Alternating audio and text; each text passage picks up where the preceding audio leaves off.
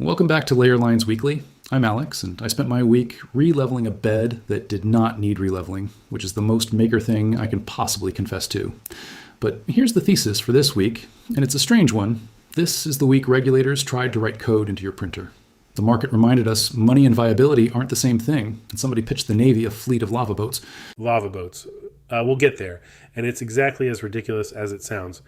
But the one I actually care about is New York, a law that says every printer sold in the state has to block firearm files in software. As an engineer, my first reaction wasn't political. It was just, how do you even build that? How do you... Right? And that's the centerpiece today. Then we've got Bambu dropping a big format printer for under $500. Sandvik bailing out of metal additive manufacturing entirely. Creality going public at over $1 billion, a free Prusa color tool. And the Pentagon's volcanic-fiber boats closing us out in hype signal. Let's start with New York. So here's my take walking in. This is the most aggressive thing anyone's tried against printed guns in the US, and it might also be one of the least enforceable. New York's enacted a law requiring 3D printers and CNC machines sold in the state to include gun blocking software that stops you printing firearm components. Fabaloo had a piece this week basically going, hang on, how is this supposed to work?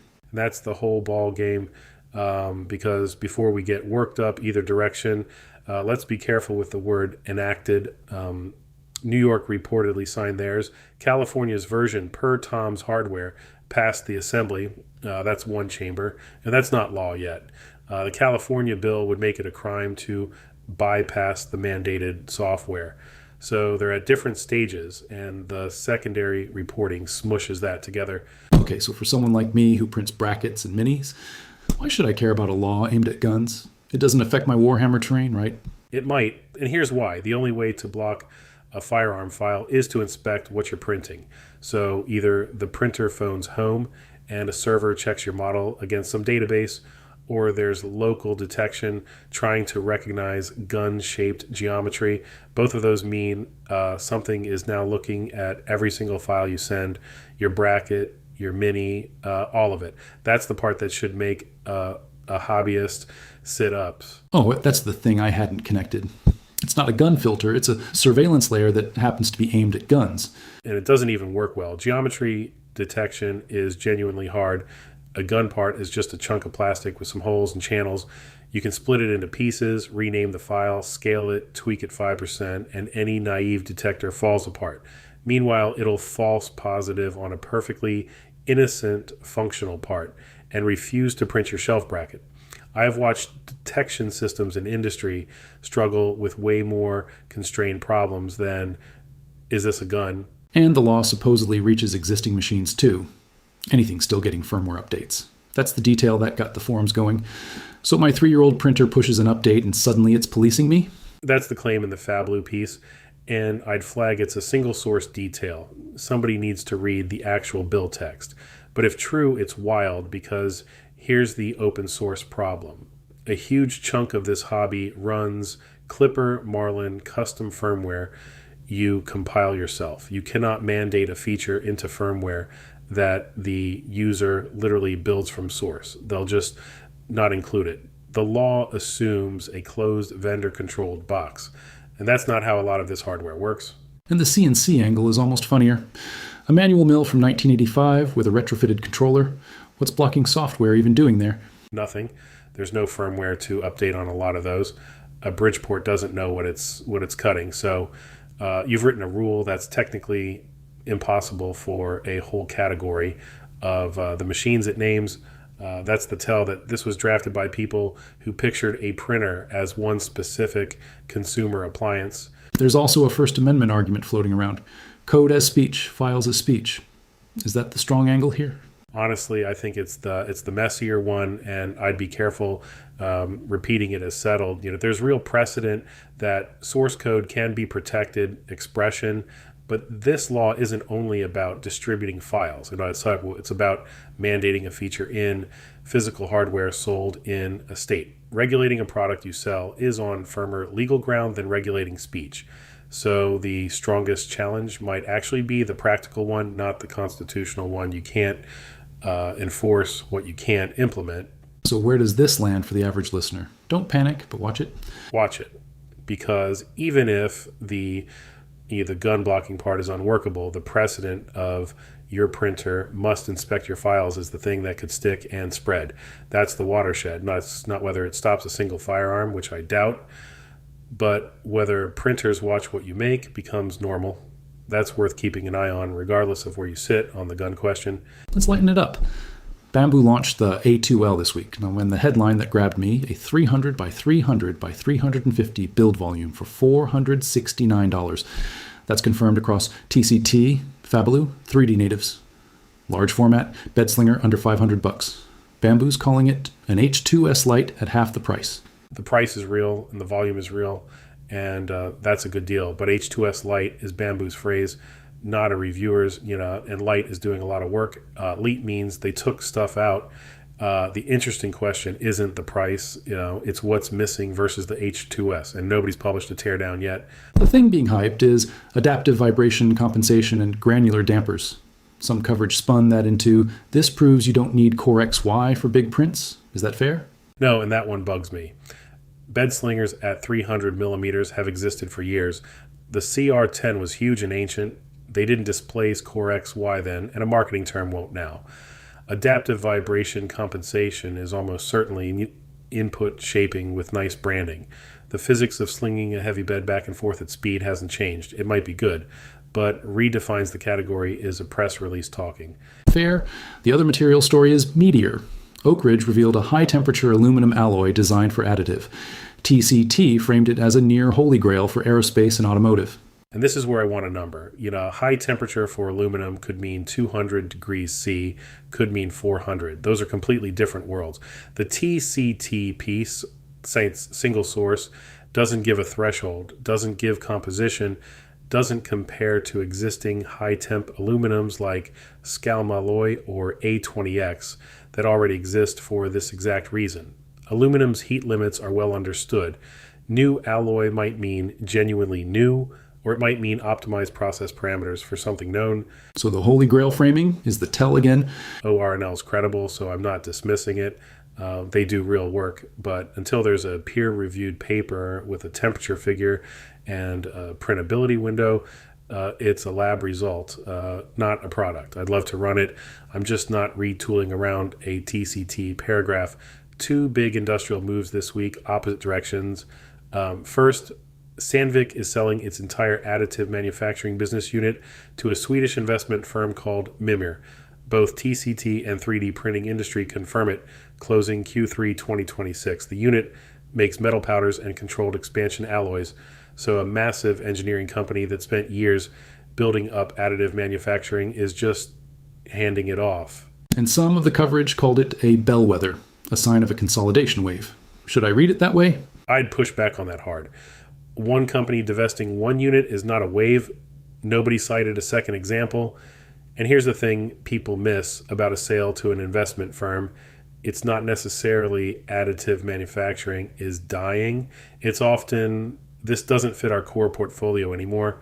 Sandvik does an enormous amount of cutting tools and mining gear. A powder unit might just be a strategic mismatch, not a referendum on the market. And we don't know the price, so we can't even tell if it was a win or a write-down.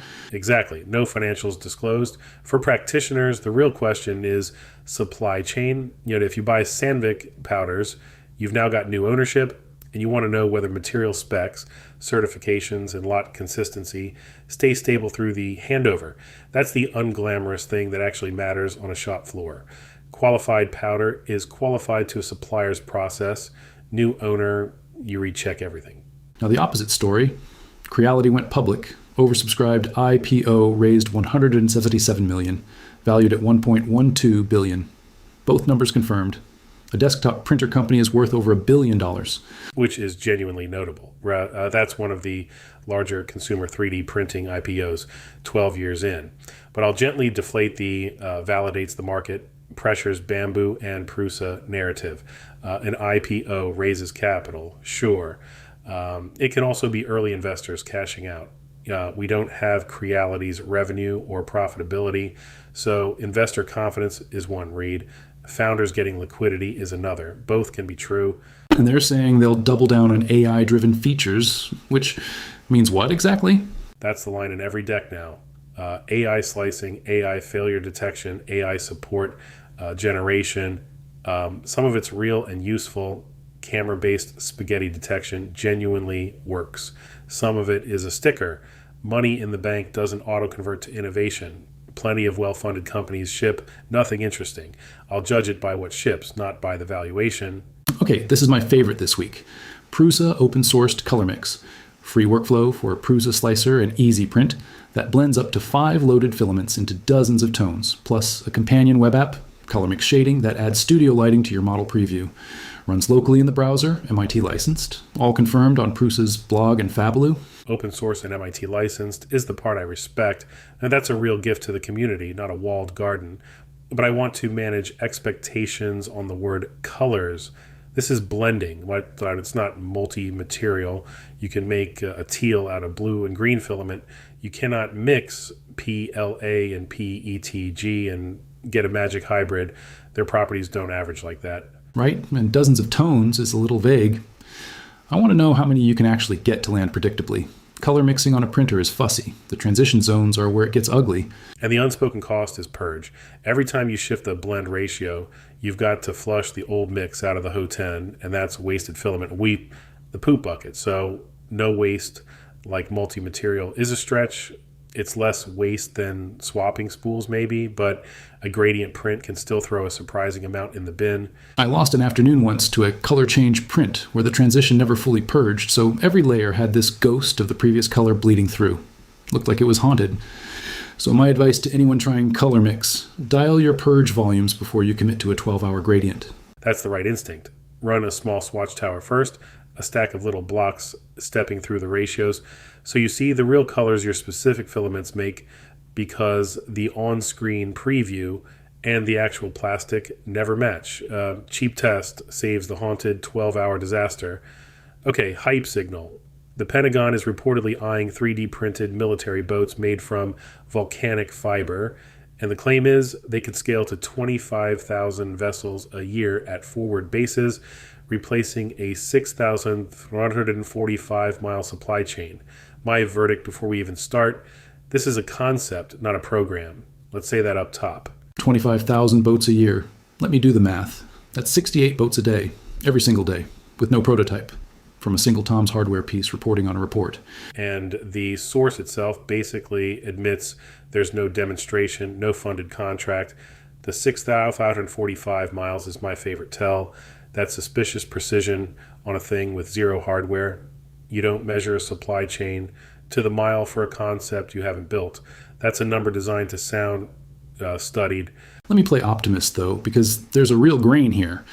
The DoD genuinely is investing in forward-deployed additive manufacturing, and that part's well documented. Printing parts near the front instead of shipping them across the planet is a serious, funded idea, so the direction isn't crazy. The direction's real, and I'll give you that fully. Forward manufacturing of brackets, fittings, replacement parts happening, but there's a chasm between print a clamp at a base and print 25,000 seaworthy hulls a year, and non-conductive equals stealth is just wrong. Stealth is radar cross-section, not whether the hull conducts electricity. Someone heard two cool words and welded them. And volcanic fiber, basalt fiber, is a real material, to be fair, but at the volume to build a fleet? Basalt fiber exists, yeah. Scaling it to fleet volume at a forward base, where the whole pitch is you don't have a supply chain, but you somehow have endless feedstock. The logic eats itself, so file it as a signal of where defense additive manufacturing ambitions point, not as anything near term. Fun white paper, not a boat. One thing to try this week, and it ties right into ColorMix. Even if you've got a single toolhead machine and no fancy blending, go print a color transition swatch tower. Load 2 filaments, step the ratios, and see what your actual plastic does versus the screen. It's the cheapest way to learn your printer's real palette. And tune your purge volume while you're at it. Go higher than you think on the first pass, then dial it down until the colors start bleeding into each other. That number is specific to your hot end and your filaments.